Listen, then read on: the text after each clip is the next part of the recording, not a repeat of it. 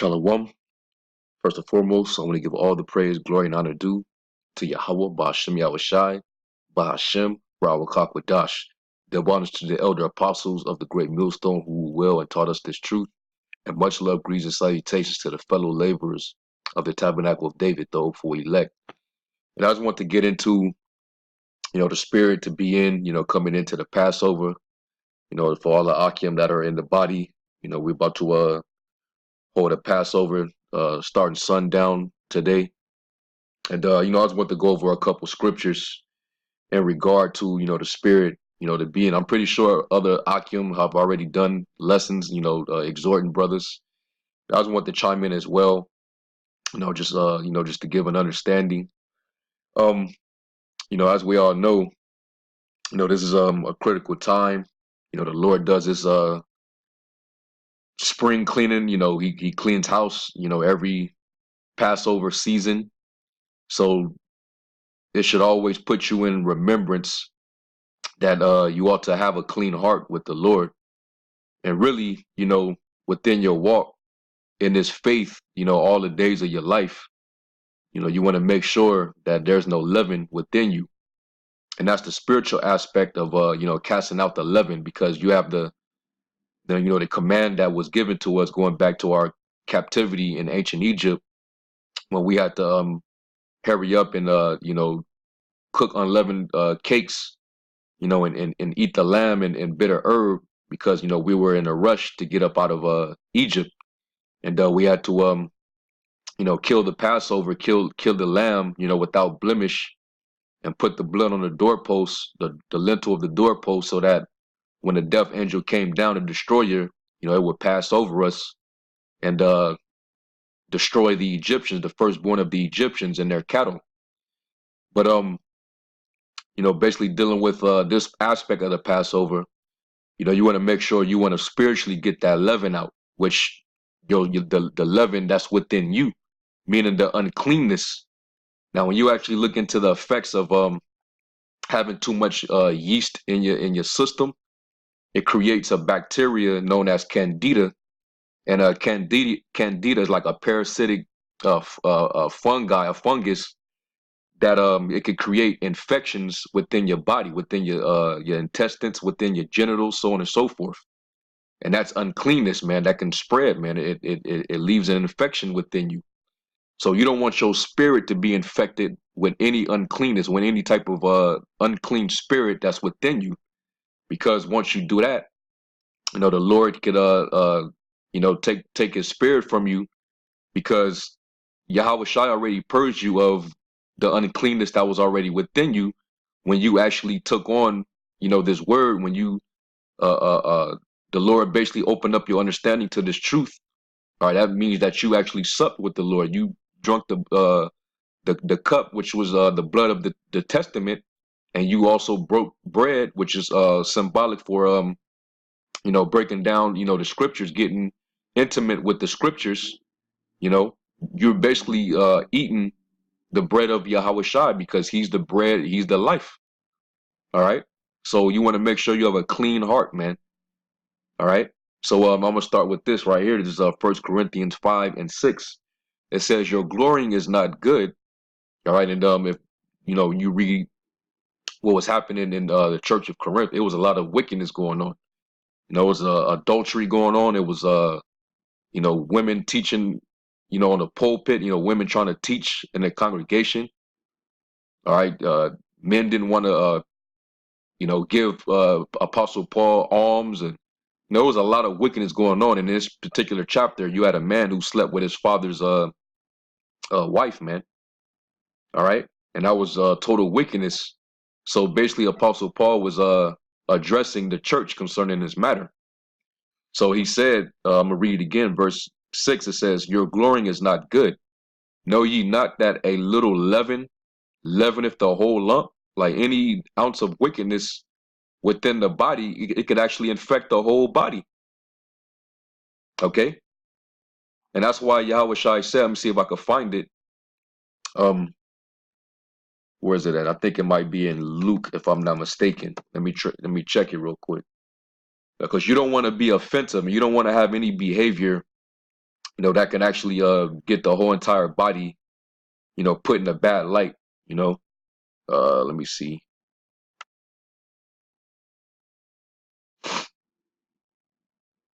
Uh, okay, no, it's not this chapter. It's a lot.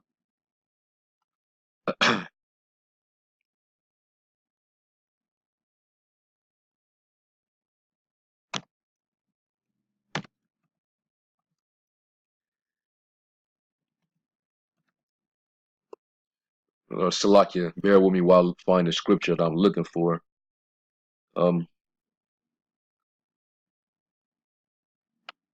Let me see. This might be it.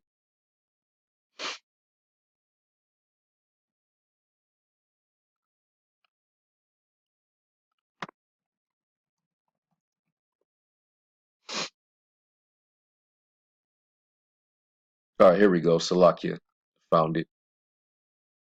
All right, this is Matthew 5 and 29. It says, "And if thy right eye offend thee, pluck it out, cast it from thee, for it is profitable for thee that one of thy members should perish, and not thy whole body should be cast into hell." Okay, meaning it's better for you to get rid of any type of leaven that can pretty much sabotage the whole body, man. Okay, anything that causes you to stumble or offend, you gotta mortify it. You gotta cast it out, man. Okay, it's better to get rid of it than to get the whole entire body cast into destruction. It says, "And if thy right hand offend thee, cast it off, and cast it from thee, for it is profitable for thee that one of thy members should perish, and not that thy whole body should be cast into hell." All right, meaning into destruction. Okay, so basically, get rid of that leaven. Okay, it says, "Purge out therefore the old leaven, that you may be a new lump, as you are unleavened." Okay, meaning you don't have any uncleanness. You don't have the spirit, that old man spirit. All right, that's matter of fact. Let me get that in Ephesians 4 real quick. Basically, when you come into this truth, you are to not have, that old behavior that you once had, man. When you was in the world, man, that nigga spirit. When you was given it to all type of demons and lust and unclean spirits. Okay, this is Ephesians 4:21. It says, "If so be that you have heard him and have been taught by him as the truth in Yahweh Shai, that you put off concerning the former conversation the old man, which is corrupt according to the deceitful lust." Yeah, you had all type of leaven in you, man. Okay, "And be renewed in the spirit of your mind, and that you put on the new man, which is after the power is created is in righteousness and true holiness." Now you're a new lump. You're unleavened. There's no wickedness. There's no maliciousness dwelling within you, because you're a new creature in Yahweh Shai. All right. It says, "Wherefore, putting away lying, speak every man truth with his neighbor, for we are members of one another." Why? Because we're a body. Okay. So going back, it says, "Purge out therefore the old leaven, that you may be a new lump, as you are unleavened." Okay. And now let's go to a couple more examples, man. What are some leaven? Let's go to 1 Corinthians 6 and 9. And it reads, it says, "Know you not that the unrighteous shall not inherit the kingdom of the Most High? Be not deceived, neither fornicators, nor idolaters, nor adulterers, nor effeminate, nor abusers of themselves with mankind, nor thieves, nor covetous, nor drunkards."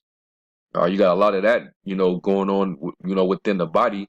And that's why, guys gotta, the Most High gotta cleanse house, man. He got a clean house. When you're doing these things, man, you're offending the body, man. Okay.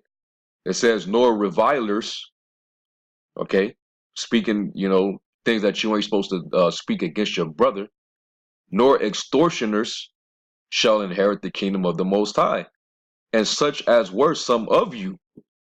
Right? These were these were part of your former conversation. Okay, That old lust that was a part of the old man, right? But ye are washed, but you are sanctified, but you are justified in the name of the Lord Yahweh Shai and by the spirit of our power. All right. And how will we wash? We were washed with this word. Okay. Let's go to Psalms real quick. Psalms 119 and 9. And I'm just going with the spirit. I didn't have any precepts, lined up or anything, but I just thought, I would, just, go into this, for edification's sake. This is Psalms 119 and 9. It says, wherewithal shall a young man cleanse his way? By taking heed thereto according to thy word. And Yahweh Shai is the word. He's the embodiment of the word. So you learn from him how to behave, how to conduct yourself, how to walk according to the gospel, man. Okay. Let's go from there. John, it's a lot. John 15 and 3. It says, now are you clean through the word which I have spoken unto you. Okay. So this word is what cleanses us. This is the true baptism. And once you're clean, that leaven is purged out of you. Okay. You done got that, the Yahweh Shai helped get that leaven out of you. Okay. And he's also known as the sacrificial lamb. So he's also the blood that covers us, man. Let's go to Hebrews 9 and 13. All right. It says, for if the blood of bulls and of goats and the ashes of an heifer sprinkling the unclean sanctifieth to the purifying of the flesh, how much more shall the blood of Hamashiach, who through the eternal spirit offered himself without spot to the Most High, purge your conscience from dead works to serve the living power. See that? And that's why when we keep the Passover, we commemorate Yahweh Shai being a sacrificial lamb, all right, who shed the blood for the remission of the sins of Israel. For the elect, starting with the elect first. All right. And when we basically get into this knowledge, the Lord opens us up. He sups with us, man. All right. This is the blood of what? The New Testament. All right. So we're not to take this in vain. And what I'm going to read next, all right, in 1 Corinthians 11, there's a such thing as drinking the cup, which symbolizes his blood, that wine. You can drink this unto condemnation. And you don't want to be one of those guys that do that, man. You don't want to be guilty of the blood of Hamashiach Yahweh Shai. All right. But let me continue this real quick. This verse 15, it says, and for this cause, he is the mediator of the New Testament, that by means of death for the redemption of the transgressions that were under the first testament, they which are called might receive the promise of eternal inheritance. And who is that talking about? Israel. Israel pertains to the promise, all right, the covenant, okay, and the people that were under the first testament were Israel, okay. So let's go back, 1 Corinthians 5 and 7. It says, for even Yahweh Shai, our Passover, is sacrificed for us. Okay, so he's our Passover.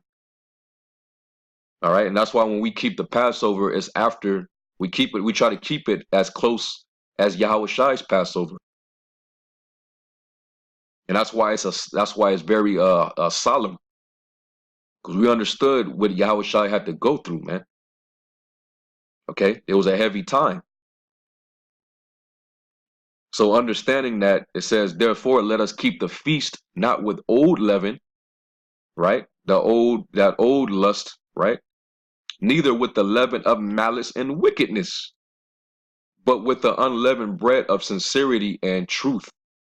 And basically, in other words, when we come into this thing, you got to be sincere, and you got to show love, amongst the body, man. Yahweh Shai showed that example. Even though he was the chiefest among them, he was their servant. and he laid down his life for them because he loved them. But we have to have the same spirit in this truth, man. All right, not with the leaven of malice and wickedness, because the scriptures say concerning wisdom, she will not enter into a malicious soul. All right, when you get this wisdom, she actually try you to see, if you have character and integrity, man. Okay. Matter of fact, let's go to an apocrypha real quick. Let's go to Sirach, chapter 4, and verse 17, and this is dealing with wisdom. It says, I'll start at 16. It says, if a man commit himself unto her, he shall inherit her, and his generation shall hold in her possession. For at the first she will walk with him by crooked ways, and bring fear and dread upon him. Meaning you're gonna come into manifold temptations. That's why it tells you in the second chapter, when you come to serve the Lord, prepare thy soul for temptation.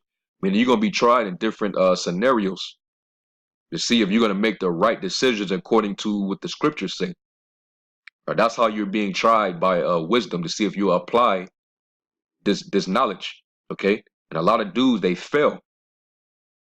Okay, it says, and torment him with her discipline until she may trust his soul and try him by her laws. Right, then will she return a straight way unto him and comfort him, because the word is also the comforter, and shew him her secrets. Yeah, the spirit of truth.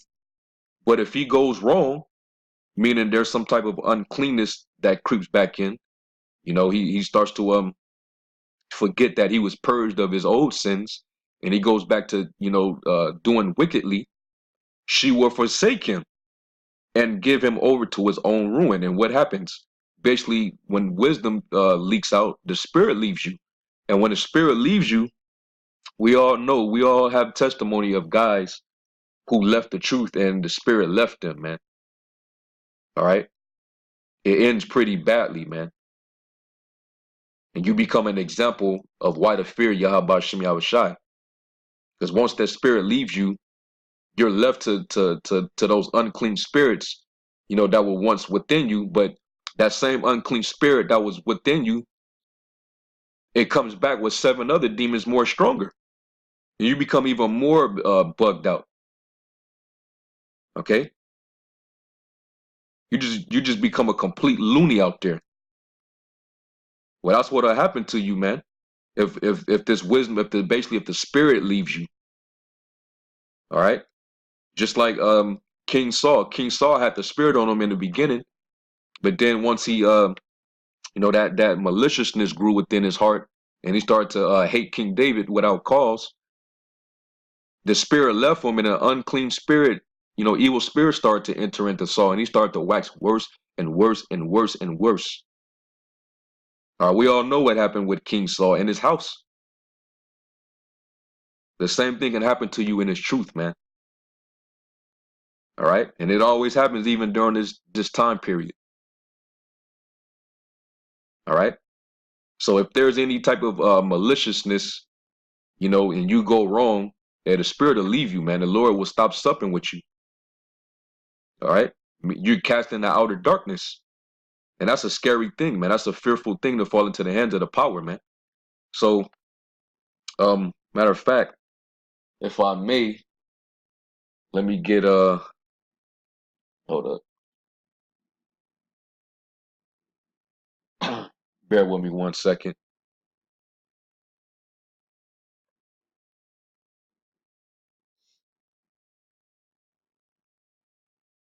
Till I let me get a cross reference real quick.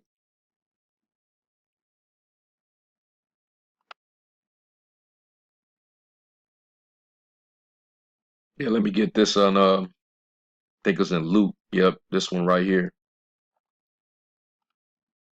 This is Luke 12:1, because Yahushua spoke of the leaven of the Pharisees, right? So Luke 12:1, it says, in the meantime, when there were gathered together an innumerable multitude of people, insomuch that they trode one upon another, he began to say unto his disciples, first of all, beware ye of the leaven of the Pharisees, which is hypocrisy. All right. So hypocrisy is a form of leaven.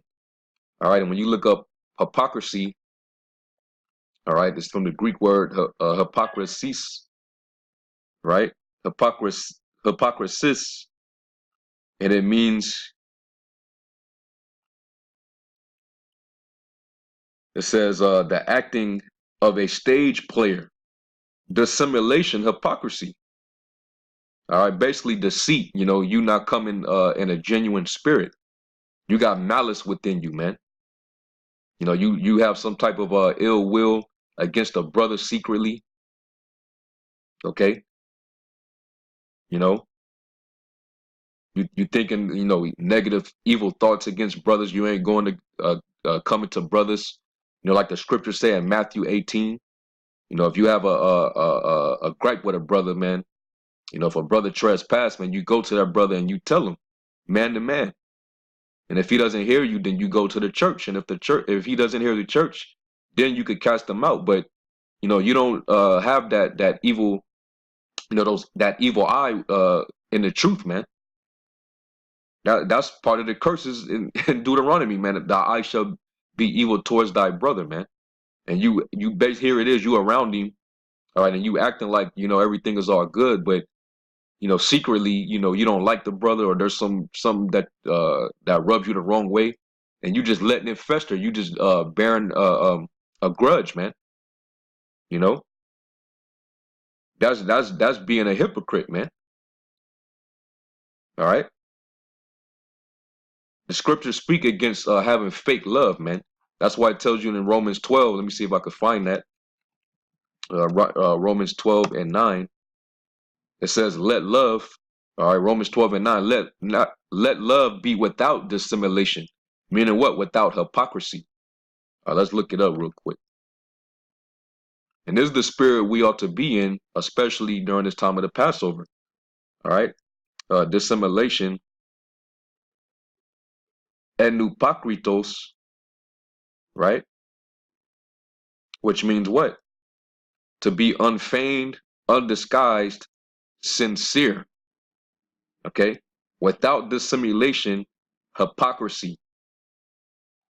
All right?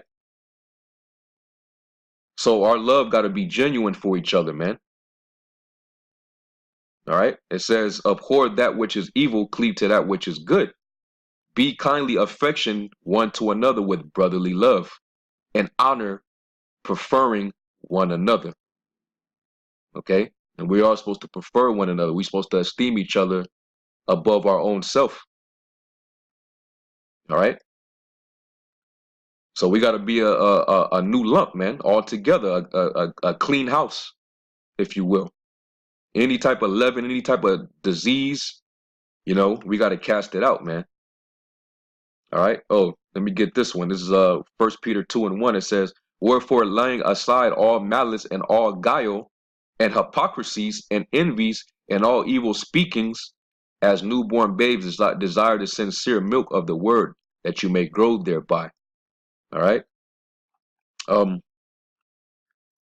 Yeah, that's pretty much it on that. And if there's anything there, man, we always revert back to that prayer of King David. All right, when he said, renew within me a clean heart. This is Psalms 51 and 10. It says, create in me a clean heart, O power, and renew a right spirit within me. Cast me not away from thy presence, and take not thy Holy Spirit from me. Okay? And you should always say this prayer, man. And if you want to learn this prayer, man, I suggest you go to GMS,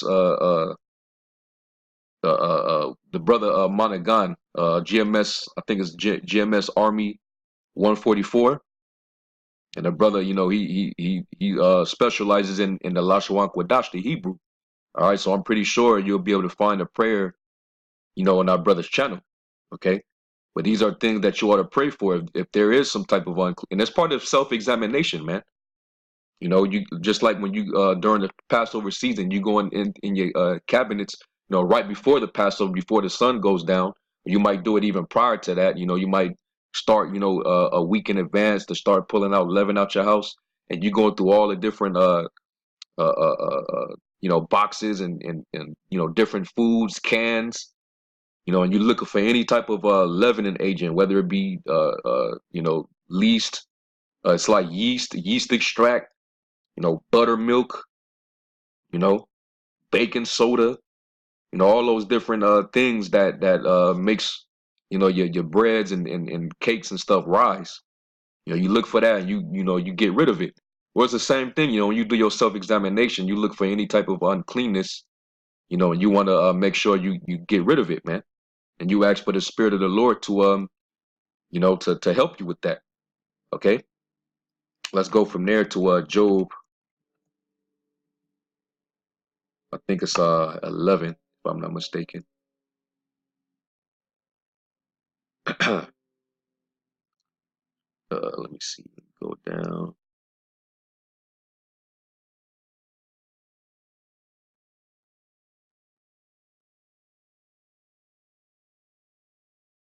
This is Job 11 and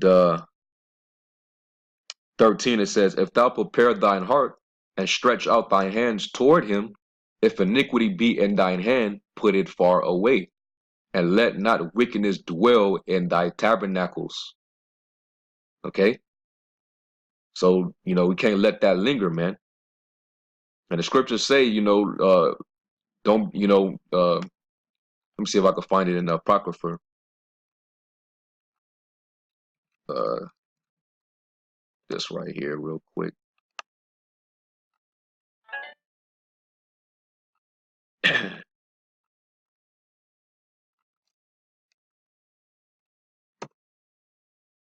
It's a lot. Let me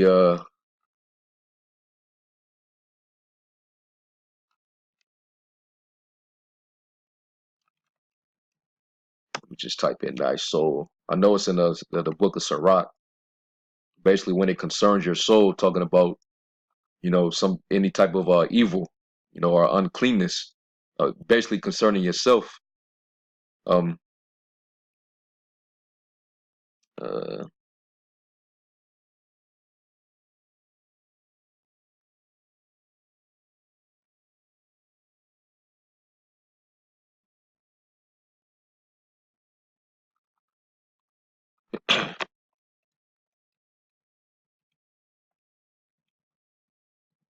Salakia. Yeah, here we go. So it was in the same chapter, Salak. It was in the same chapter, Sirach 4. Where is it at?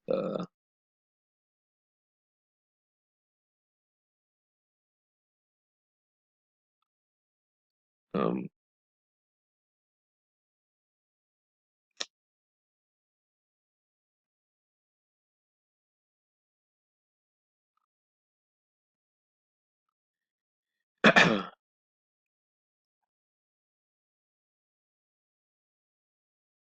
All right, Salah, here we go. This is Sirach 4 and 20. It says, "Observe the opportunity and beware of evil, and be not ashamed when it concerneth thy soul."